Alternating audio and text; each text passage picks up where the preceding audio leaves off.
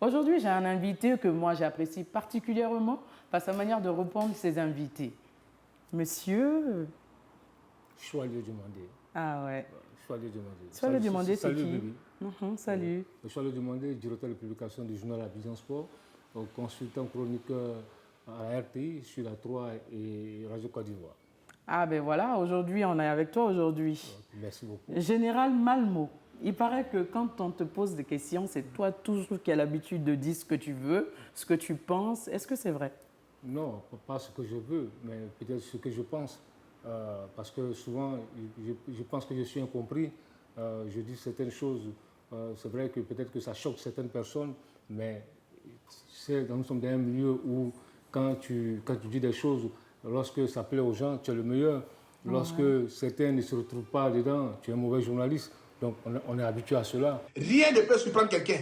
Prenez-moi comme cela. Je bois à votre santé. Dans ta carrière, qu'est-ce qui t'a le plus choqué? Je me souviens très bien, c'est l'affaire Lamouchi.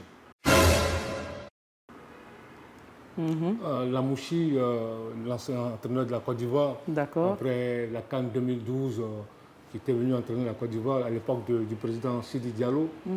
Et puis, je perds son âme, j'ai eu à prendre position sur son choix, à dire que ce n'est pas l'entraîneur qu'il fallait pour entraîner la Côte d'Ivoire, parce que la Côte d'Ivoire était quand même parmi les top 15 mondiales. Et toi, tu as répondu comment là? Oui, non, mais quand j'ai pris position, j'ai dit que non, qu'on ne peut pas confier une telle machine à un tel entraîneur qui vient d'arriver, qui vient de sortir tout droit, qui vient d'avoir ses diplômes, et on le bombarde comme ça à la tête des éléphants. C'est vrai que je peux comprendre que des dirigeants de la FIFA ne puissent pas apprécier ce que j'ai dit, mais quand des journalistes ivoiriens, des collègues, des journalistes ivoiriens se liguent contre moi, et j'ai vécu ça à la Coupe du Monde 2014 au Brésil, où la nuit, après le match contre le Japon, la Côte d'Ivoire venait de gagner 2-1. Parce que la Côte d'Ivoire a gagné, la Mouchi a gagné. Je suis dans la chambre, on était dans le même hôtel. Ils viennent à ma fenêtre scander la Mouchi, la Mouchi, la Mouchi. Ok. Voilà. Dans le coupé décalé, c'est quel artiste que tu adores particulièrement? Il y a un que tu apprécies bien? J'apprécie Pierre son âme, DJ Arafat. Vraiment, au nom du Père, du Fils, du Saint-Esprit. Amen. Ah, il est parti. On l'apprécie tout le temps, malgré tout. Parce que franchement, je pense qu'il était en avance un peu sur son temps. Et ces nouveaux coupés décalés là, qui sont DJ congélateur, tu connais? Bon, je le vois comme ça. Il y a un autre aussi qui s'appelle Bébé sans os. Bébé sans os demain. Ouais, je le vois comme ça sur les réseaux sociaux. Tu as dit demain, donc il est connu, c'est une star. Oui, je le vois comme ça sur les réseaux sociaux, souvent à la télé. Mais je dis que Arafat, c'était quand même une légende, honnêtement. Parce que non, mais après, il fait les défilés, là. Je ne sais pas comment il s'appelle déjà. Il s'appelle comment déjà?